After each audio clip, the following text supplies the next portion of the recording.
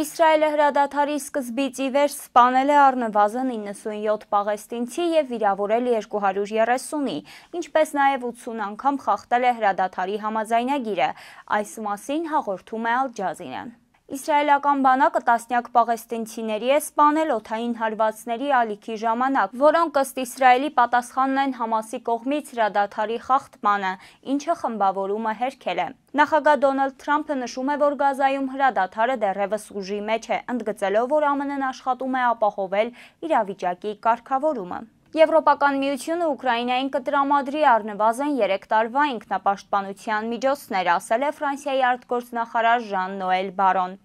Իրոք, առաջիկա շաբաթներին մենք մտադիր ենք Ուկրաինային տրամադրել առնվազն 3 տարի ինքնապաշտպանության միջոցներ Եվրոպական հանձնաժողովի կողմից Ուկրաինային տրամադրվող վարկի միջոցով, որը կվերադարձվի ժամանակին Ռուսաստանի կողմից Ուկրաինային վճարված փոխհատուցումների միջոցով, նշել է Բարոն Լյուքսեմբուրգում ԵՄ արտաքին գործերի նախարարների հանդիպումից առաջ։ Արտգործնախարարը նաև առաջարկել է եվրոպացի պաշտոնյաներին սկսել աշխատել հակառուսական պատժամիջոցների 20-րդ փաթեթի վրա։ Ամերիկայի Միացյալ Նահանգների նախագահը պարծենում է, որ ռմբակոծել ու ոչնչացրել է Իրանի միջուկային արդյունաբերությունը, դե շարունակեք այդպես մտածել, ասել է Իրանի գերագույն առաջնորդ Ալի Խամենեին։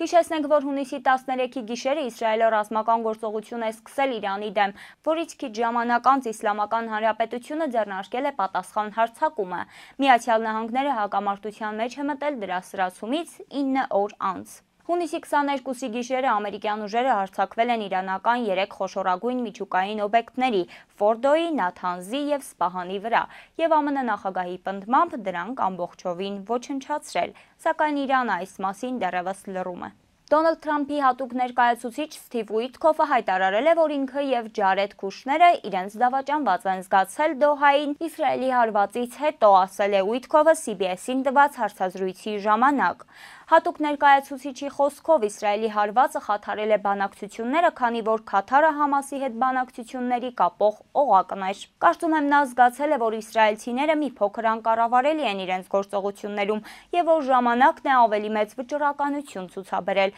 ասել է Ջարեդ Քուշները։ Հիշեցնենք նաև, որ հոկտեմբերի 9-ին Իսրայելը հրթիռային հարված է հասցրել Համասի ղեկավարությանը Դոհայում։ Մոսկվան հայտարարել է, որ Իսրայելի հարվածը համարում է միջազգային իրավունքի խախտում և կոչ է արել կողմերին կանխել սրացումը։ Ավելի ուշ Իսրայելի վարչապետ Բենյամին Նեթանյահուն Դոնալդ Թրամփի ներկայությամբ զանգահարել է Կատարի կառավարության ղեկավարին ու ներողություն խնդրել նրանից։ Ադրբեջանի և Հայաստանի միջև խաղաղ կարգավորման գործընթացում առաջընթացը փոխում է տարածաշրջանը։ Այս կարծիքին է ԵՄ ընդլայնման հարցերով հանձնակատար Մարթա Կոսը Լյուքսեմբուրգում տեղի ունեցած տարածաշրջանային անվտանգության և կապի հարցերով նախարարական հանդիպման ժամանակ։ Կոսը նշել է, որ տասնամյակների ընթացքում առաջին անգամ իրական հնարավորություն է բացվում, որ Եվրոպան և Ասիան կապող առևտրային և տրանսպորտային ուղիները բացվեն։ Նա նաև ընդգծել է, որ փոխկապակցված ենթակառուցվածքների ստեղծումը երկրներին կտա ավելի մեծ ազատություն ու հնարավորություններ առևտրի,